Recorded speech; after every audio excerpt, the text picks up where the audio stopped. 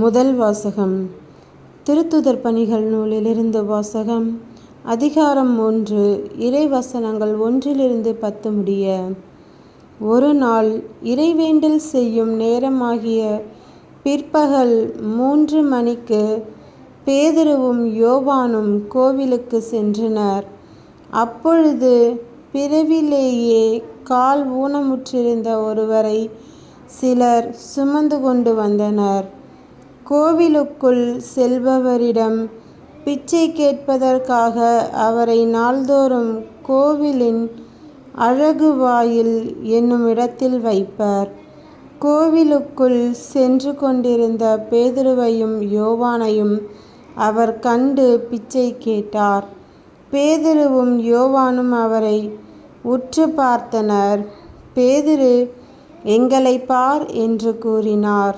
அவரோ ஏதாவது கிடைக்கும் என்ற எதிர்பார்ப்புடன் அவர்களை ஆவலுடன் நோக்கினார். பேதுரு அவரிடம், "வெள்ளியும் பொன்னும் என்னிடம் இல்லை. என்னிடம் உள்ளதை உமக்கு கொடுக்கிறேன். நாசரேத்து இயேசு கிறிஸ்துவின் பெயரால் எழுந்து நடந்திடும்" என்று கூறி அவரை வலக்கையால் பற்றி பிடித்து தூக்கிவிட்டார். உடனே அவருடைய காலடிகளும் கணுக்கால்களும் வலுவடைந்தன. அவர் குதித்தெழுந்து நடக்கத் தொடங்கினார். துள்ளி நடந்து கடவுளை போற்றியவாறே அவர்களோடு கோவிலுக்குள் சென்றார். அவர் நடப்பதையும் கடவுளை போற்றுவதையும் மக்கள் அனைவரும் கண்டனர். கோவிலின் அழகு வாயில் அருகே அமர்ந்து பிச்சை கேட்டு கொண்டிருந்தவர் இவரே என்று அறிந்து கொண்டனர். அவருக்கு நடந்ததை பார்த்து திகைப்புற்று மலைத்து போயினர். ஆண்டவரின் அருள்வாக்கு. இறைவா, உமக்கு நன்றி. நற்செய்தி வாசகம். புனித லூக்கா எழுதிய நற்செய்தியிலிருந்து வாசகம். அதிகாரம் 24. இறைவசனங்கள் 13-35 முடிய. அதே நாளில் சீடர்களுள் இருவர் எருசலேமிலிருந்து ஏறத்தாழ 11 கிலோமீட்டர் தொலைவிலுள்ள ஓர் ஊருக்கு சென்று கொண்டிருந்தனர். அவ்வூரின் பெயர் எம்மாவு. அவர்கள் இந்நிகழ்ச்சிகள் அனைத்தையும் குறித்து ஒருவரோடு ஒருவர் உரையாடிக் கொண்டே சென்றார்கள். இப்படி அவர்கள் உரையாடிக் கொண்டும் வினவிக் கொண்டும் சென்றபோது இயேசு நெருங்கி வந்து அவர்களோடு நடந்து சென்றார். ஆனால் அவர் யார் என்று அறிந்து உணர முடியாதவாறு அவர்களுடைய கண்கள் மறைக்கப்பட்டிருந்தன. அவர் அவர்களை நோக்கி, "வழி நெடுகிலும் நீங்கள் ஒருவரோடு ஒருவர் பேசிக்கொண்டிருப்பது என்ன?" என்று கேட்டார். அவர்கள் முகவாட்டத்தோடு நின்றார்கள். அவர்களுள் கிளையோப்பா என்னும் பெயருடைய ஒருவர் அவரிடம் மறுமொழியாக, "எருசலேமில் தங்கியிருப்பவர்களுள் உமக்கு மட்டும்தான் இந்நாட்களில் நிகழ்ந்தவை தெரியாதோ?" என்றார். அதற்கு அவர் அவர்களிடம், "என்ன நிகழ்ந்தது?" என்று கேட்டார். அவர்கள் அவரிடம், "நாசரேத்து இயேசுவை பற்றி தான் பேசிக்கொண்டிருக்கிறோம். அவர் கடவுளுக்கும் மக்கள் எல்லாருக்கும் முன்பாக சொல்லிலும் செயலிலும் வல்ல இறைவாக்கினராக திகழ்ந்தார். அவர் இஸ்ரேலை மீட்கப் போகிறார் என்று நாங்கள் எதிர்பார்த்து இருந்தோம். ஆனால் தலைமை குருக்களும் ஆட்சியாளர்களும் அவருக்கு மரண தண்டனை விதித்து அவரை சிலுவையில் அறைந்தார்கள்.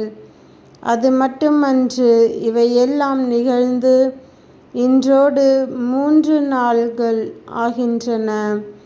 ஆனால் எங்களை சேர்ந்த பெண்களுள் சிலர் எங்களை மலைப்புக்குள்ளாக்கினர். அவர்கள் விடியற்காலையில் கல்லறைக்குச் சென்றார்கள்.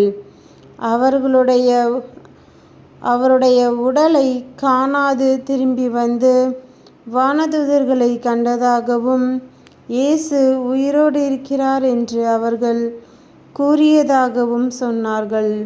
எங்களோடு இருந்தவர்களுள் சிலரும் கல்லறைக்கு சென்று அப்பெண்கள் சொன்னவாறே இருக்க கண்டனர். ஆனால் அவர்கள் இயேசுவை காணவில்லை என்றார்கள்.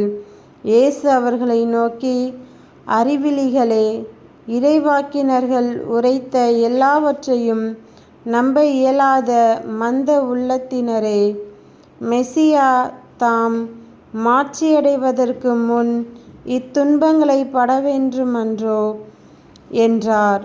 மேலும் மோசே முதல் இறைவாக்கினர் வரை அனைவரின் நூல்களிலும் தம்மை குறித்து எழுதப்பட்ட யாவற்றையும் அவர் அவர்களுக்கு விளக்கினார். அவர்கள் தாங்கள் போக வேண்டிய ஊரை நெருங்கி வந்தார்கள். அவரோ அதற்கு அப்பால் போகிறவர் போல காட்டிக்கொண்டார். அவர்கள் அவரிடம், எங்களோடு தங்கும், ஏனெனில் மாலை நேரமாயிற்று, பொழுதும் போயிற்று என்று கூறி கட்டாயப்படுத்தினார். அவரும் அங்கு தங்குமாறு அவர்களோடு சென்றார். அவர் அவர்களோடு பந்தியில் அமர்ந்திருந்தபோது அப்பத்தை எடுத்து கடவுளை போற்றி பிட்டு அவர்களுக்கு கொடுத்தார். அப்போது அவர்களுடைய கண்கள் திறந்தன. அவர்களும் அவரை அடையாளம் கண்டு கொண்டார்கள். உடனே அவர் அவர்களிடமிருந்து மறைந்து போனார். அப்போது அவர்கள் ஒருவரையொருவர் நோக்கி, வழியிலே அவர் நம்மோடு பேசி மறைநூலை விளக்கும்போது நம் உள்ளம் பற்றி எரியவில்லையா என்று பேசிக்கொண்டார்கள். அந்நேரமே அவர்கள் புறப்பட்டு எருசலேமுக்கு திரும்பி போனார்கள். அங்கே 11 அவர்களோடு இருந்தவர்களும் குழுமியிருக்க கண்டார்கள். அங்கிருந்தவர்கள், ஆண்டவர் உண்மையாகவே உயிருடன் எழுப்பப்பட்டார், அவர் சீமோனுக்கு தோன்றியுள்ளார் என்று சொன்னார்கள்.